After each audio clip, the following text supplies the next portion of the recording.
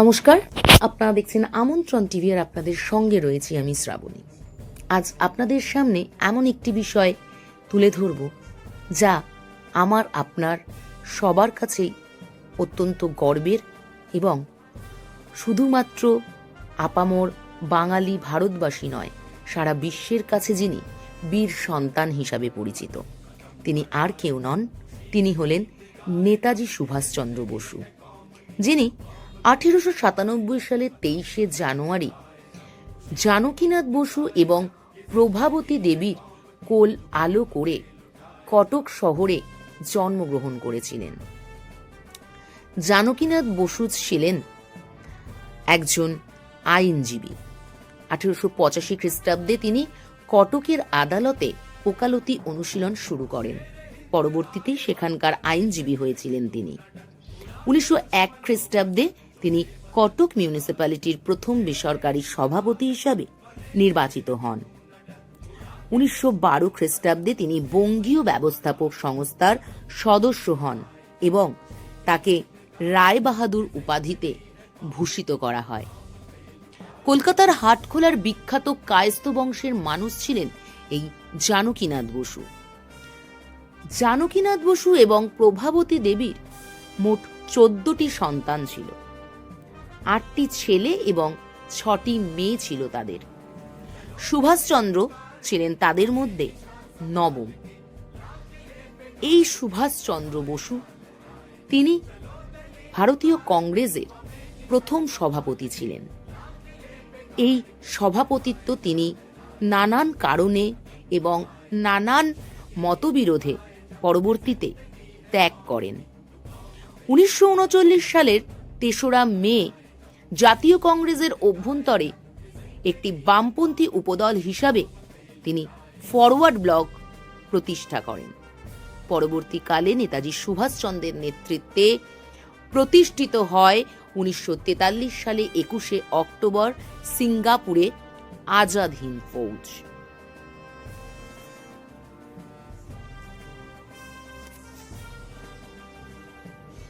সুভাষচন্দ্র বসু কটক শহরে জন্মগ্রহণ করলেও তার পৈতৃক ভিটে অর্থাৎ জানকীনাথ বসুর বাড়ি ছিল সুভাষগ্রাম। আমরা রয়েছি সুভাষ গ্রামে।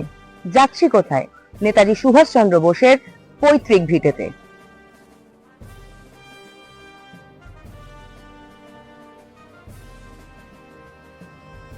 আমরা এসে পৌঁছে গেছি সুভাষ গ্রামের কোদালিয়া গ্রাম, যেখানে নেতাজি সুভাষচন্দ্র বোসের পৈতৃক ভিটে। আসুন সেই বীর নেতাজির পৈতৃক ভিটে আপনাদেরকে ঘুরে দেখাই।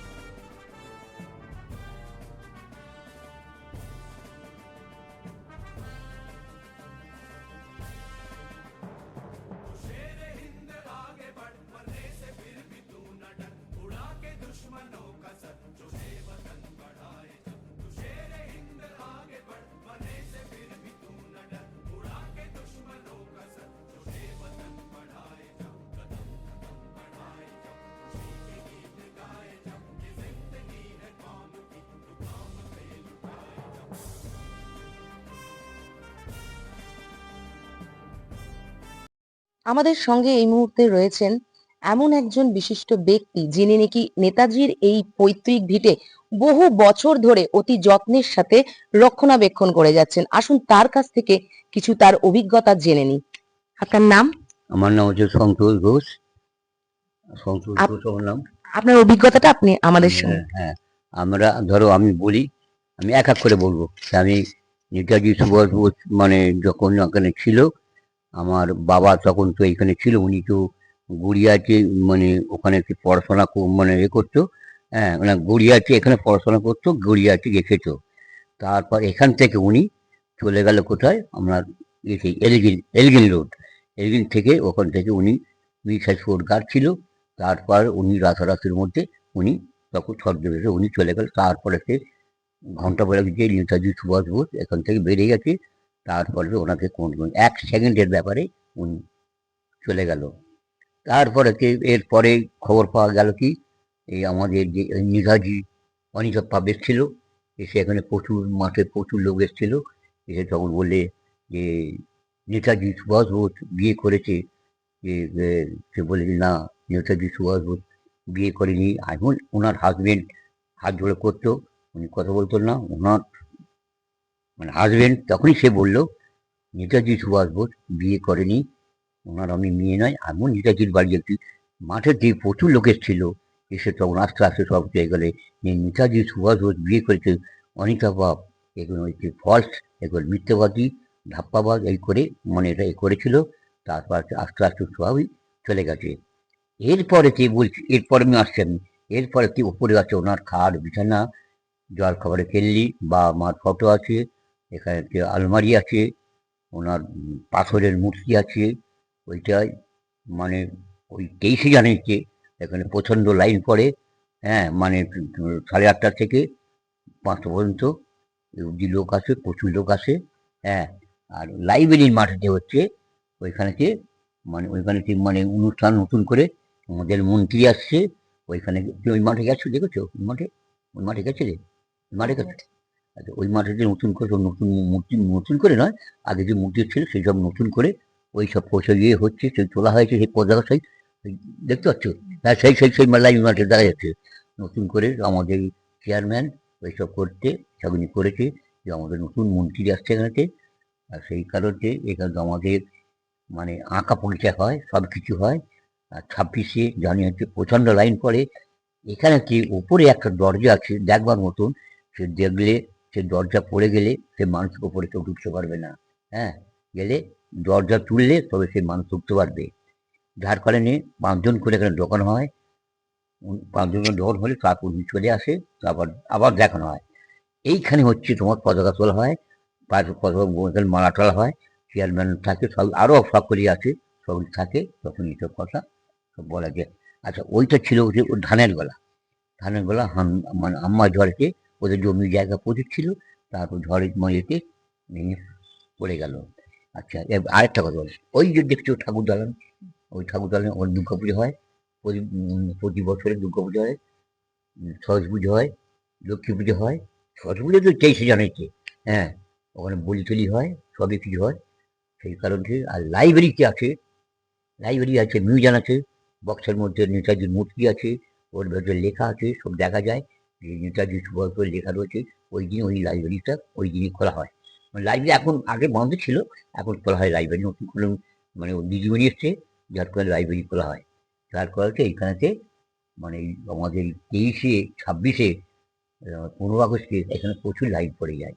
নেতাজি সুভাষ বোস, আরও বলবো নেতাজি সুভাষ বোস বলতে তখন উনি মমতাজি যখন এসেছিল, তখন আমাদের চেয়ারম্যান কেউ জানে না, জানতে তখনই উনি একটা লাল শাড়ি পরে এসেছিল, আসছে বাড়ি পরে এসেছিল। তখন এসে আস্তে আস্তে দেখলো যে নেতাজির বাড়ি যে ভেঙে চলে যাচ্ছে, চুনসুরি গাঁথে ভেঙে চলে যাচ্ছে, সেটা হেলথ বিল্ডিং করা হবে। তখনই আমাদের চেয়ারম্যান তখন ছুটে এসে দেখলো যে মমতাজি লাইব্রেরির রকেটে দাঁড়িয়ে আছে, সকলে সব জানতে পেরে গেছে। সেই জন্য আসতে তারপরে এটাকে শেষ বিল্ডিং। এইসব রাস্তাঘাট কিছু ছিল না, ওই রাস্তাঘাট কিছু ছিল না, তার প্রতিবারে উনি ঘোষণা করতে নেতাজির বাড়ি এসে শেষ বিল্ডিং হবে। মুহূর্তে দাঁড়িয়ে রয়েছি নেতাজি সুভাষচন্দ্র বোসের এলগিন রোডের বাড়িতে, নেতাজি ভবনের সামনে, যা নেতাজি রিসার্চ ব্যুরো নামেও পরিচিত। এখান থেকে শোনা যায় যে নেতাজি কিন্তু অন্তর্ধান হয়েছিলেন। আসুন সেই বাড়ি আপনাদের ঘুরে দেখান। 38/2 এলগিন রোড, জানকীনাথ বসুর বাড়ি, যা আজ নেতাজি ভবন নামে পরিচিত।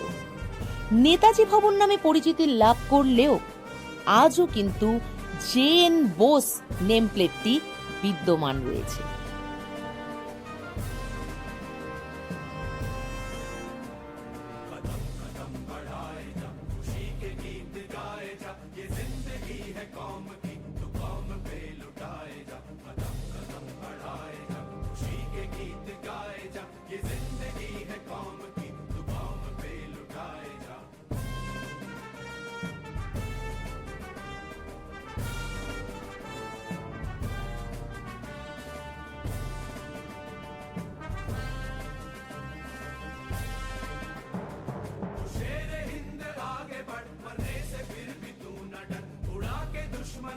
मकसद जो है वतन बढ़ाए, जब तू शेर हिंद आगे बढ़, मरने से फिर